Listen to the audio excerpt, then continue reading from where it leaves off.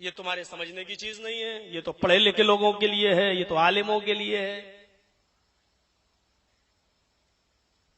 وَاعْتَصِمُوا بِحَبْلِ اللَّهِ جَمِيعًا، تم سب اللہ کی رسی کو مضبوطی سے پکڑ لو، وَلَا تَفَرَّقُوا، اور فرقوں میں مت بٹو، ٹولیوں میں مت بٹو، جماعتوں میں مت بٹو۔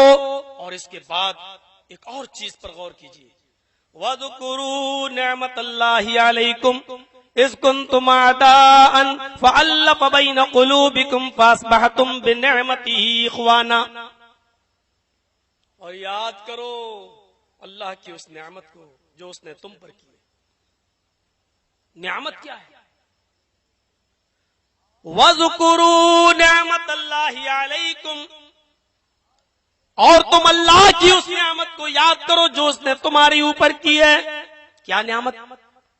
اِذْ كُنْتُمْ أَعْدَاءً، کہ تم آپس میں ایک دوسرے کے شترو تھے، تم آپس میں ایک دوسرے کے دشمن تھے۔ اتحاد کی بنیاد دیکھیے۔ یاد کرو تم اللہ کی اس نعمت کو جو اس نے تم پر کی ہے۔ کیا نعمت کی ہے؟ کہ تم آپس میں ایک دوسرے کے دشمن تھے۔ اِذْ كُنْتُمْ أَعْدَاءً، تم آپس میں ایک دوسرے کے شترو تھے، تم آپس میں ایک دوسرے کی جان لینے پر تلے ہوئے تھے، تم آپس میں ایک دوسرے کو ٹکڑے ٹکڑے کر دینے پر تلے ہوئے تھے، تم آپس میں ایک دوسرے کو قتل کرنے پر تلے ہوئے تھے۔ فَأَلَّفَ بَيْنَ قُلُوبِكُمْ، تو اللہ نے تمہارے دلوں میں محبت ڈال دی، اللہ نے تمہارے دلوں میں الفت ڈال دی، اللہ نے تمہارے دلوں میں پریم ڈال دیا، اللہ نے تمہارے دلوں میں انسانیت ڈال دی، محبت تمہارے دلوں میں پیدا کر دی۔ فَأَصْبَحْتُمْ بِنِعْمَتِهِ، تو تم اللہ کی اس نعمت سے یعنی قرآن کریم سے یا اللہ کی اس نعمت سے یعنی محمد رسول اللہ کی وجہ سے فَأَصْبَحْتُمْ بِنِعْمَتِهِ إِخْوَانًا، تم آپس میں بھائی بھائی ہو گئے، تم آپس میں ایک دوسرے کے ملنسار بن گئے، تم آپس میں ایک دوسرے کے ہمدرد و غمخوار بن گئے، ایک دوسرے کی مصیبت کو اپنی مصیبت سمجھنے لگے۔ قرآن تو آیا ہی اس لیے تھا کہ آپس میں جو ایک دوسرے کا دشمن ہو اس کے دلوں میں محبت پیدا کر دی جائے، اور رسول اللہ تو تشریف ہی اسی لیے لائے تھے کہ فرقوں میں اور ٹولیوں میں بٹے ہوئے لوگوں کو ایک پلیٹ فارم پر قائم کر دیا جائے، لیکن باہر سماج اور سماج کے ٹھیکیداروں نے ایسے ایسے من گھڑت اصول اور ضابطے بنائے، چار امام چاروں برحق کسی ایک کو مان لو۔ ان سماج کے ٹھیکیداروں نے سماج کو بانٹنے کا کام کیا ہے، سماج کو الگ کرنے کا کام کیا ہے، سماج کو ٹکڑوں میں ڈیوائیڈ کرنے کا کام کیا ہے۔ ہم جیسے ٹھیکیداروں نے ہم اپنے اوپر یہ بات کہہ رہے ہیں، تمہیں برا نہیں لگنا چاہیے ورنہ کانپور والا معاملہ ادھر بھی کر دو گے۔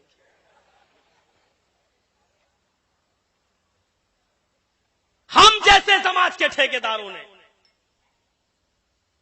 قرآن تو آیا ہی اسی لیے تھا، رسول اللہ تو آئے ہی اسی لیے تھے۔ قرآن کیا کہہ رہا ہے؟ اللہ کی رسی کو مضبوطی سے پکڑ لو، ولا تفرقوا، فرقوں میں مت بٹو۔ مولانا جرجیز کہتے ہیں چار امام چاروں برحق کوئی ایک مان لو۔ فرقوں میں آدمی بٹے گا؟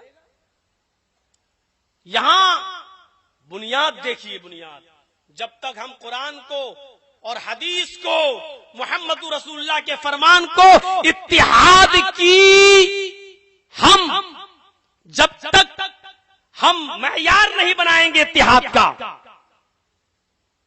تب تک اتحاد ممکن نہیں ہے۔ آپس میں ایک دوسرے کے دشمن تھے، کون نہیں جانتا ہے؟ ایک آدمی کی بکری دوسرے کے کھیت میں چلی گئی اور تھوڑا سا چارہ کھا لی، اس قبیلے کی بکری دوسرے کے قبیلے میں چلی گئی، تھوڑی سی بکری کھا لی، جانتے ہو جنگ ہوئی، جنگ 25 سال 26 سال 27 سال تک جنگ چلی، صرف اس بات پر کہ تیری بکری میرے کھیت میں کیوں آئی۔ کیسی قوم تھی عرب کی، اور محمد رسول اللہ نے کیسا بھائی بھائی بنایا۔ ایک آدمی کی بکری دوسرے کے کھیت میں تھوڑی سی گھاس کھا لی، عقل دیکھو کیسی تھی عربوں کی، بالکل دادری والی عقل. گائے کے گوشت کی افواہ سنی، گھس گئے اور مار ڈالا. گائے کی اہمیت انسان سے زیادہ، لیکن اس کا یہ مطلب بھی نہیں ہے کہ میرے بھائیوں کہ ہم کسی کی دھارمک بھاوناؤں کو ٹھیس پہنچائیں. اسلام اس کی بھی اجازت نہیں دیتا ہے. اسلام ہمیں اس بات کی بھی اجازت نہیں دیتا ہے. اگر وہ بات صحیح بھی تھی تو قانون اپنا کام کرتا، لیکن قانون کو اپنے ہاتھ میں لے کر کسی کا قتل کر دیا جائے، یہ ایک اور جرم ہوتا ہے قانون کی نظر میں. یہاں تو معاملہ رفع دفع ہو گیا، وہاں جنگ چلی 27 سال تک اور جھگڑا ختم نہیں ہوا. ایک بکری کے کھیت میں گھاس کھا لینے کے جرم میں، جانتے ہو قبیلوں میں جب آپس میں لڑائی چلی تو کتنے دن چلی؟ 27 سال جنگ بند نہیں ہوئی. آدمی کتنے مارے گئے؟ کتنے مارے گئے؟ 40,000. 40,000 بند نہیں ہوئی جنگ. افسوس کریے آپ، ایسی قوم، اور اس قوم کے اندر آتے ہیں جناب محمد رسول اللہ صلی اللہ علیہ وسلم، اور جب آپ نے توحید کی دعوت کو، بھائی چارے کے پیغام کو جب بلند کیا تو یہی عربوں میں لڑنے جھگڑنے والی قوم، ایک ایک بکری کے پیچھے لڑنے والی قوم، 40,000 آدمی مار ڈالنے والی، دونوں طرف سے مرنے والے، ان کی تعداد 40,000. اتنے افراد پر بھی جھگڑا بند نہ کرنے، موت پر بھی جھگڑا بند نہ کرنے والی قوم. لیکن نبی اکرم نے ایسا بھائی چارہ پیدا کیا کہ ایک ہی جنگ کے اندر 3 آدمی زخمی پڑے ہوئے ہیں. ایک شخص اپنے بھائی کو پانی پلانے کے لیے جا رہا ہے، لو میرے بھائی تم زخمی حالت میں پڑے ہوئے ہو، یہ پانی پی لو. اس نے سہارا دے کے اٹھایا، وہاں دوسرا آدمی چیختا ہے، کاش میرا بھی کوئی بھائی مجھے پانی پلانے آیا ہوتا. اس آدمی نے اپنا پانی کا گلاس روک لیا اور اپنے بھائی سے کہا کہ میرا بھائی جو وہ چیخ رہا ہے مجھ سے زیادہ پیاسا ہے، اس کو مجھ سے زیادہ پیاس لگ رہی ہے، جاؤ میرا بھائی تو میرے قریب آ چکا ہے، وہ تھوڑی دیر میں مجھے پانی پلا دے گا. میرا بھائی مجھ سے زیادہ پیاسا ہے، تم اس کو پانی پلا دو. یہ دوسرے کے پاس پانی پلانے کے لیے جا رہا ہے، تیسرا چیختا ہے، کاش کوئی میرا بھی رشتہ دار ہوتا مجھے بھی پانی پلا دیتا. دوسرے نے تیسرے کی طرف ریفر کر دیا کہ میرا بھائی مجھ سے زیادہ پیاسا ہے، تم ادھر جاؤ پانی پلاؤ. جب یہ اٹھ کر تیسرے کے پاس جاتا ہے، کیا دیکھتا ہے کہ اس کے پہنچنے سے پہلے تیسرا آدمی اللہ کو پیارا ہو گیا. وہ لوٹ کر دوسرے کے پاس آیا تو کیا دیکھتا ہے کہ جب تک دوسرے کے پاس آیا تو وہ بھی اپنی جان جعفری کے سپرد کر چکا ہے. جب وہ لوٹ کر اپنے بھائی کے پاس آتا ہے اور اس کو سہارا دے کے اٹھانا چاہتا ہے تو کیا دیکھتا ہے کہ میرا بھائی بھی اپنی آتما، اس کی بھی آتما کب سے عنصری سے پرواز کر چکی ہے، وہ بھی انتقال کر جاتا ہے. جہاں ایک گھاس کے لیے، تھوڑی سی گھاس کے لیے ایک بکری کی وجہ سے 40,000 آدمی مار ڈالے جاتے ہوں، میرے بھائیوں اس قوم کو آپ نے ایسا بھائی بنا دیا کہ اس نے ایک دوسرے کے لیے اپنی جان دینا گوارا کر لی ہے کہ جاؤ میرا بھائی مجھ سے زیادہ پیاسا، اس کو پانی پلا دو. وہی اشارہ ہے قرآن کریم کی اس آیت کی، اشارہ بھی وہی کیا جا رہا ہے، وَذْكُرُوا نِعْمَةَ اللَّهِ عَلَيْكُمْ إِذْ كُنْتُمْ أَعْدَاءً فَأَلَّفَ بَيْنَ قُلُوبِكُمْ فَأَصْبَحْتُمْ بِنِعْمَتِهِ إِخْوَانًا. یاد کرو تم اللہ کی اس نعمت کو جو اس نے تمہارے اوپر کی ہے کہ تم آپس میں ایک دوسرے کے دشمن تھے، تم آپس میں ایک دوسرے کے حریف تھے، تم آپس میں ایک دوسرے کے شترو تھے. پس اللہ نے اپنی نعمت کے ذریعے محمد رسول اللہ کو بھیج کر یا قرآن جیسی نعمت کو اتار کر اس نے تمہیں آپس میں بھائی بنا دیا. بھائی بھائی بنا دیا. میرے پیارے ساتھیوں، یہ تھی نعمت اللہ تبارک و تعالیٰ کی جو اس نے محمد رسول اللہ کی شکل میں اور قرآن کی شکل میں اس نے ہمیں اور آپ کو عطا فرمائی ہے. لیکن امت مسلمہ میں اتحاد کی بنیاد وہی ہے. وَاعْتَصِمُوا بِحَبْلِ اللَّهِ جَمِيعًا، تم سب مل کر اللہ کی رسی کو مضبوطی سے پکڑ لو. یعنی قرآن کو، جب تک ہم قرآن کو نہیں پکڑیں گے متحد ہونا ممکن نہیں ہے. قرآن کو پکڑیں.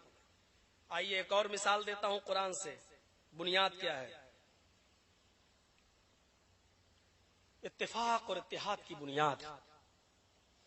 یا ایھا الذین آمنوا اطیعوا اللہ واطیعوا الرسول واولی الامر منکم فإن تنازعتم فی شیء فردوہ الی اللہ والرسول. اختلاف ہو سکتا ہے، تم کچھ اور بات کہہ رہے ہو، ہم کچھ اور بات، وچار دھارائیں الگ الگ ہو سکتی ہیں.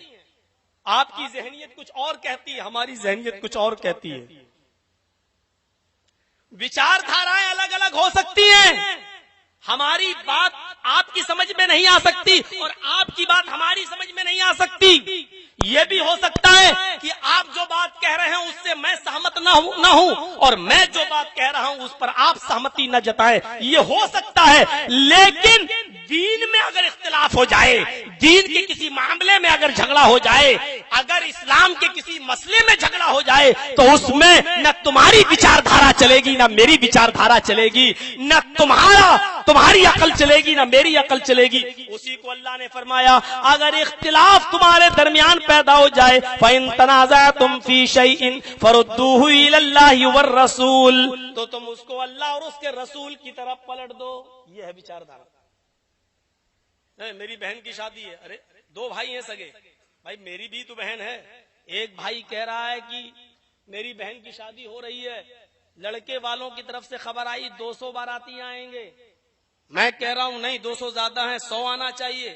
دوسرا بھائی کہہ رہا نہیں بھائی اس کی بات مان لو، بھائی لڑکے والے ہیں 200، آپ 200 پہ اڑے ہیں، ہم 100 پر.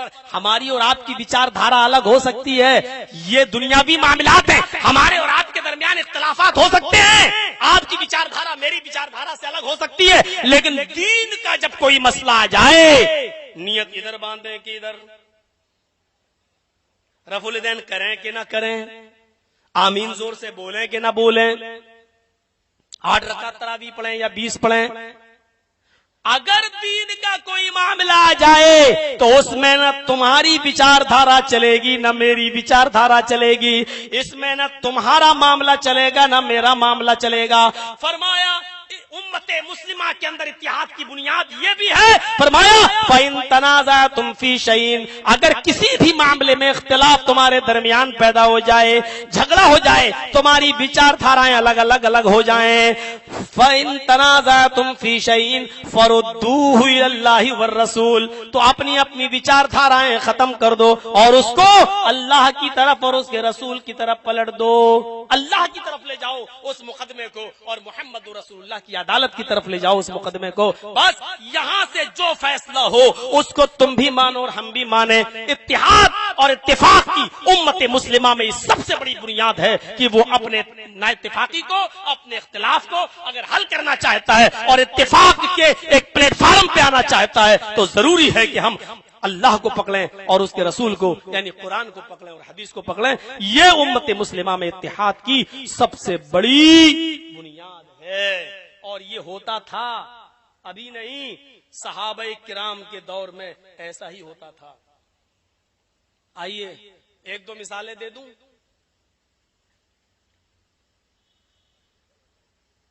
ثقیفہ بنی سعد میں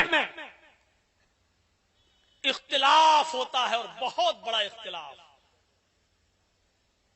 صحابہ کرام کے درمیان. اللہ کے نبی صلی اللہ علیہ وسلم اس دنیا میں نہیں ہے، ابھی آپ کی باڈی رکھی ہوئی ہے، ابھی آپ کے جسم اطہر کو قبر کے حوالے نہیں کیا گیا، ابھی آپ کو دفنایا نہیں گیا اور صحابہ میں زبردست اختلاف ہو جاتا ہے. مہاجرین کہتے ہیں خلیفہ ہمارے مہاجرین میں سے بنایا جائے گا، اور انصاری کہتے واہ صاحب،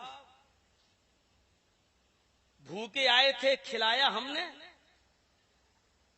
مکہ چھوڑ کر ننگے جسم کپڑے نہیں تھے تمہارے پاس دیے ہم نے، غیر شادی شدہ ہو آئے تھے لڑکیاں ہم نے دی، شادیاں ہم نے کی، نبی اکرم کو تم لوگوں نے تو مکہ سے جب نکالا گیا یا آپ چھوڑ کے آئے تو آپ نے ان کو روکا نہیں، جگہ ہم نے دی، 10 سال مدینے میں نبی ہمارے ساتھ رہے اور ہمارے درمیان آپ اس دنیا سے رخصت ہو گئے، اور آپ کہتے ہو کہ خلیفہ مہاجرین میں سے بنے گا؟ نہیں، خلیفہ ہم انصاریوں میں سے بنے گا، ہم اپنے میں سے بنائیں گے۔ تلواریں نکلنے لگی میانوں سے، اختلاف زبردست تھا، اتنا زبردست اختلاف دیکھا نہیں جا رہا تھا، تلواریں دونوں طرف سے نکلنے لگی تھی۔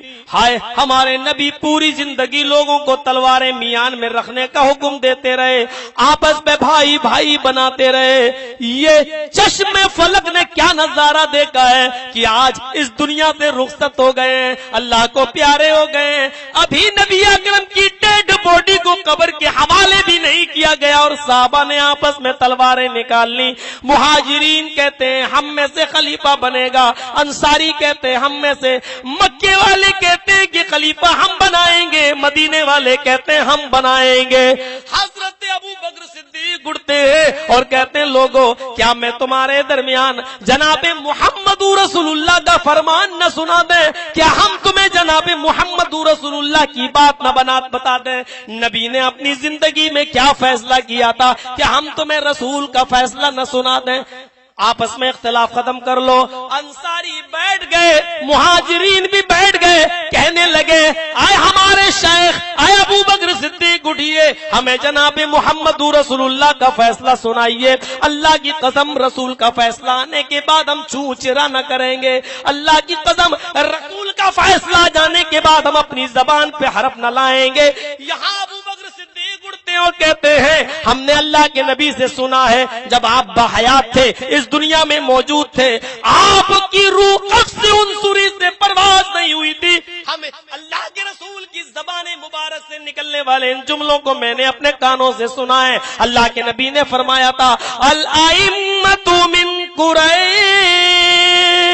خلافت قریش میں سے بے باقی رہے گی، قریشی میں سے خلیفہ بنے گا، قریش میں سے میں امامت رہے گی، امام خلیفہ قریش میں سے بنایا جائے گا، یعنی مہاجرین میں سے۔ اللہ کی قسم مدینے میں ہونے کے باوجود، مدینے کے انصاری مضبوط پوزیشن میں ہونے کے باوجود اٹھنے کی ہمت نہیں کرتے ہیں، سارے انصاری سرنڈر کر دیتے ہیں، بیٹھ جاتے ہیں، فرماتے اے ابو بکر صدیق اللہ کی قسم آپ نے مجھے جناب محمد رسول اللہ کا فرمان سنا دیا ہے، اب ہم رسول کے فیصلے کے آ جانے کے بعد چوں چرا کیوں کریں؟ ہم نہیں کر سکتے ہیں، ہمیں رسول کا فیصلہ منظور ہے، ہم انصاری اپنا نام واپس لے رہے ہیں، ہم خلیفہ نہیں بنیں گے، آپ قریشیوں میں سے، آپ مہاجرین میں سے جس کو خلیفہ بنانا چاہیں بنا لیں۔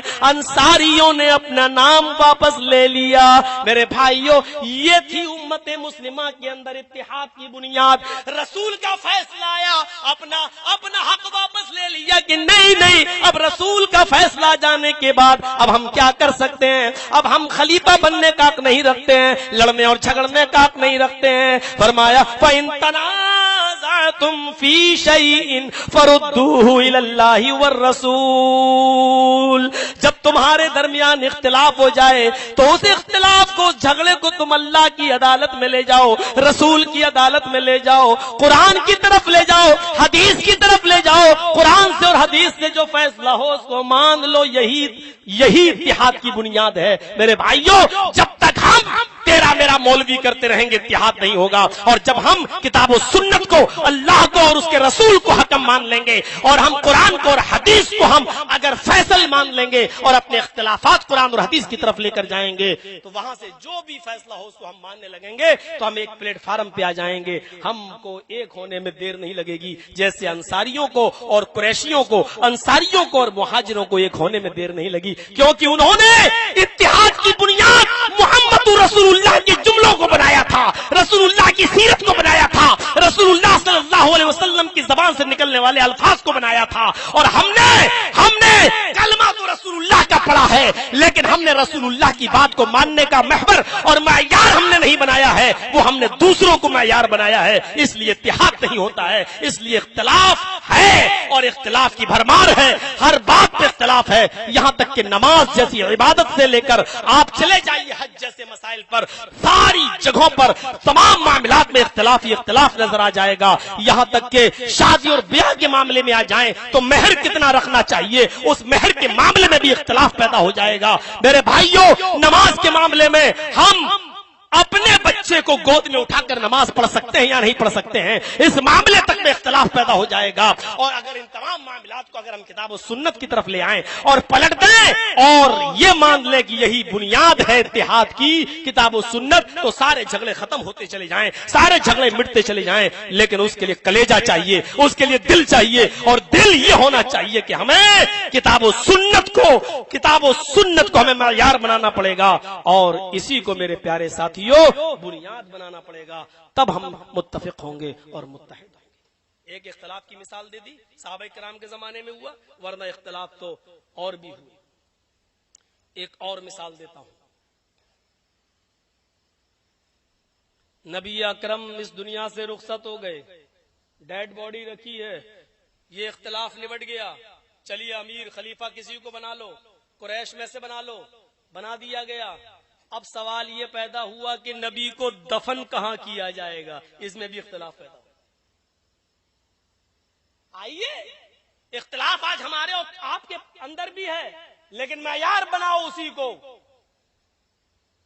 اسی کو. ابھی میں آ رہا ہوں دوسری طرف بھی, سنیے میرے بھائیوں, معیار دیکھیے کیا تھا. نبی کو دفن کہاں کیا جائے؟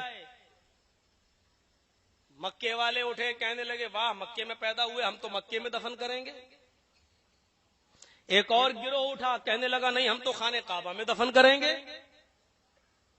ایک اور گروہ اٹھا, وہ مدینے کا تھا, کہ نہیں ہم تو نبی اکرم کو مدینے میں دفن کریں گے. اور مدینے میں بھی دفن کرنے والے دو گروہ ہو گئے, ان میں سے بھی ایک گروہ اٹھاؤ, کہنے لگا نہیں ہم تو نبی اکرم کو مسجد نبوی کے اندر دفن کریں گے. اور ایک اور گروہ اٹھتا, وہ کہتا نہیں ہم تو محمد رسول اللہ صلی اللہ علیہ وسلم کو بیت المقدس میں دفن کریں گے. کہتا اختلاف, ایک گروہ کہہ رہا مکے میں, ایک کہہ رہا خانہ کعبہ میں, ایک کہہ رہا مدینے میں, ایک کہہ رہا مسجد نبوی میں, ایک کہہ رہا ہے بیت المقدس. دفن اختلاف دیکھیے صحابہ کرام میں, زبردست اختلاف, تو میں. یہاں پر بھی ایک صحابی اٹھتے ہیں اور کہتے ہیں کیا میں اس جھگڑے کو بھی, اس اختلاف کو بھی جناب محمد رسول اللہ کی حدیث پڑھ کر, نبی کا فرمان سنا کر میں ختم نہ کر دوں؟ سب بیٹھ گئے. کیا نبی اکرم نے کچھ کہا تھا کہ مجھے کہاں دفن کیا جائے؟ کہا ہاں کہا تھا. سب بیٹھ گئے, جلدی بتاؤ نبی نے کیا کہا. نبی نے جو کہا تھا وہی دفن کیا جائے گا, ہم سب مان لیں گے. یہ نہیں تھا میری بات تو وہ چڑھ جاتی ہیں آستینیں, ایسا کچھ نہیں. ایک نے کہا کہ میں تمہیں بتا دوں نبی اکرم نے کیا فرمایا تھا. کب تمہیں معلوم ہے؟ کہاں معلوم ہے. سب بیٹھ گئے, جلدی بتاؤ جلدی بتاؤ. نبی اکرم کو ان کی خواہش کے مطابق وہی دفن کر دیا جائے گا. صحابی رسول اٹھے, کہنے لگے میں نے نبی اکرم کی زبان مبارک سے یہ الفاظ سنے, نبیوں کو, رسولوں کو, نبیوں کو وہیں پر دفن کیا جاتا ہے جہاں ان کی روح قبض ہوتی ہے, جس جگہ ان کی روح قبض ہوتی ہے, جہاں نبیوں کی آتما قبض سے ان سوری سے پرواز کرتی ہے, جہاں نبیوں کی موت آتی ہے, جہاں نبیوں کی روح قبض سے ان سوری سے پرواز ہوتی ہے, نبی انتقال فرماتے ہیں اسی جگہ پر ان کو دفن کیا جاتا ہے. یہ میں نے محمد رسول اللہ کو فرماتے سنا. سارے صحابہ چیخ پڑے جس حجرے میں محمد رسول اللہ اللہ کو پیارے ہوئے. اس حدیث کے مطابق نبی کے فرمان کے مطابق اسی جگہ دفن کیا جائے گا. اب کہیں لے جانے کی ضرورت نہیں ہے. مکے والوں نے کہہ دیا ہم نے اپنا دعویٰ واپس لے لیا. خانہ کعبہ والوں نے کہہ دیا ہم نے اپنا دعویٰ واپس لے لیا. مدینے والوں نے کہہ دیا اب ہم مدینے میں دفن نہیں کریں گے. مسجد نبوی میں دفن کرنے والے دعوے داروں نے کہہ دیا کہ ہم نے اپنا دعویٰ واپس لے لیا. بیت المقدس میں دفن کرنے والے یہ دعویٰ لے کر اڑنے والوں نے کہا اب ہم بیت المقدس نہیں لے جائیں گے. نبی کا فرمان سراخوں پر یہیں دفن کر دو. مسلمانوں امت مسلمہ میں اتحاد کی اگر سب سے بڑی بنیاد کوئی چیز ہے تو وہ چیز ہے فرمان رسول, وہ چیز ہے جناب محمد رسول اللہ کا فرمان, وہ چیز ہے اللہ کی کتاب قرآن, وہ چیز ہے جناب محمد رسول اللہ کا فرمان. اللہ کی قسم کچھ نہیں بول رہا ہوں پھر بھی ایٹم بم گر رہے ہوں. یہ کیا کہہ رہا, اللہ کی بات کر رہا ہوں قرآن کی حدیث کی پھر بھی ٹائم بم گر رہا ہوں. پگڑیاں اچھل رہی, یہ کیا بول رہا ہے. آپ ہی کے لیے کہہ رہا ہوں, ہنسنے کے لیے نہیں کہہ رہا ہوں. اب کروں کیا, میں تو آزاد رہتا ہوں. جب ٹاپک دے کر باندھ دیا جاتا ہے نا تو پھر اس ٹاپک کا حق ادا کرنا پڑتا ہے. یہ ہے امت مسلمہ میں اتحاد کی بنیاد. صحابہ کس بات پر متحد تھے؟ آپس میں ایک دوسرے کی نہیں مان رہے تھے. مکے والے میں مکے میں لے جا کر رہوں گا, مدینے والے لے کر دکھاؤ, لے جا کر دکھاؤ. کوئی کسی کی نہیں مان رہا تھا. حدیث آئی, نبی کا فرمان آیا, نہیں ہم نے لے جائیں. کیا دعویٰ تھا. حدیث آئی, سرنڈر, سرنڈر اپنے آپ کو نہیں. یہ جذبہ بھی تھا, انا نہیں تھی. نہیں میری بات گر گئی, میری انسلٹ ہو گئی, بھرے مجمع میں میری انسلٹ کر دی. یہ مجمع اپنے آپ کو سرنڈر کرنے کا جذبہ تھا. حدیث آ گئی. ایک اور دلیل دے دو. حضرت ابو بکر صدیق سے مسئلہ پوچھا گیا, دادی کا ورثے میں کتنا حق ہے, جو حضرت ابو بکر صدیق کو معلوم نہیں ہے.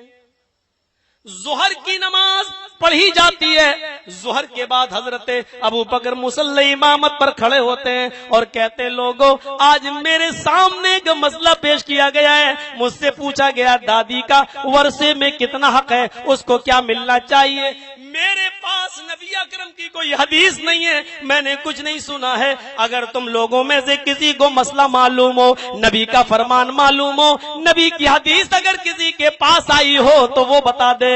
حضرت مغیرہ ابن شعبہ اٹھتے ہیں, مغیرہ ابن شعبہ اٹھتے ہیں اور کھڑے ہو کر کہتے ہیں کہ میرے پاس اس کی دلیل موجود ہے, جناب محمد رسول اللہ کا فرمان موجود ہے.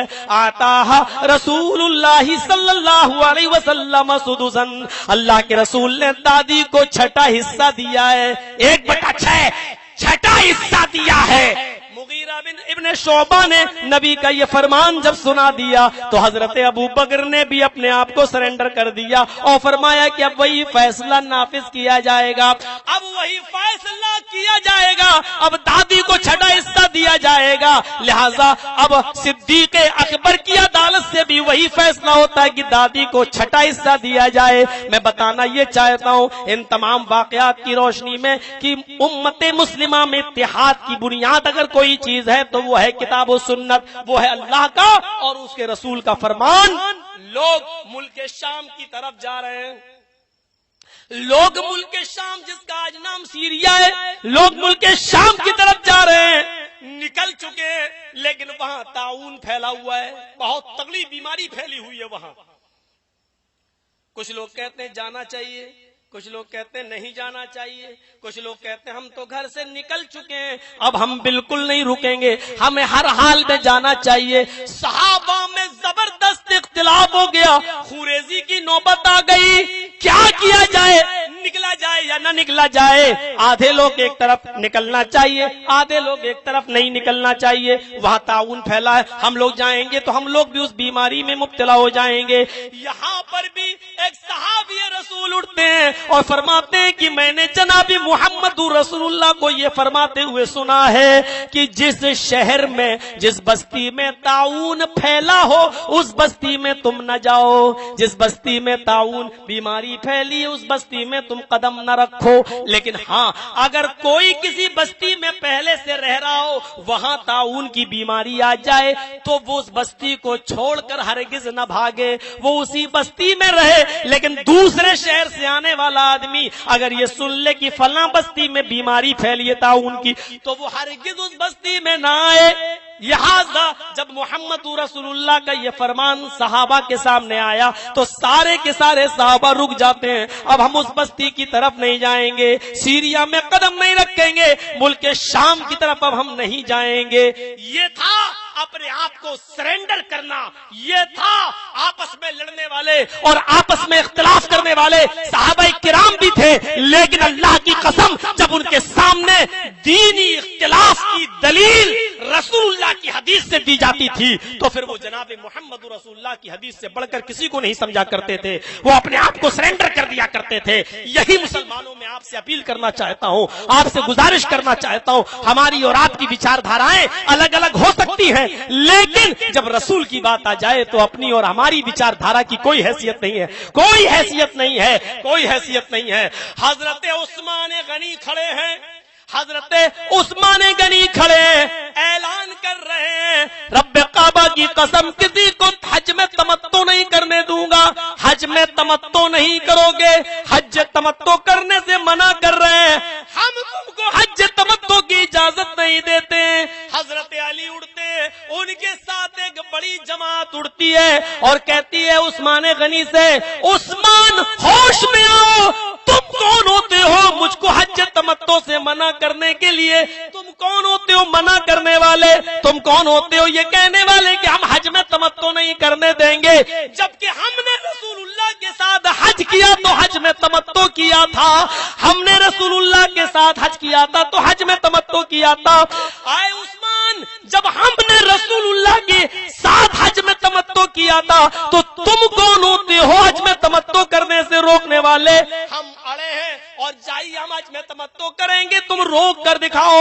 عثمان غنی کے سامنے جب رسول اللہ کا فرمان آیا، حضرت علی نے جب ان کے سامنے رسول اللہ کی بات بتائی، اپنے آپ کو سرنڈر کر لیتے ہیں، فرماتے ہیں ہاں اے علی تم ٹھیک کہہ رہے ہو، ہاں اے علی تم نے بجا فرمایا ہے۔ میرے بھائیوں، رسول اللہ کا فرمان آ جانے کے بعد پھر کوئی چوں چرا نہیں ہے، کوئی چوں چرا نہیں ہے۔ لہذا امت مسلمہ میں اتحاد کی بنیاد یہی ہونی چاہیے، یہی کہ ہمیں اور آپ کو کے سامنے جب اللہ کے رسول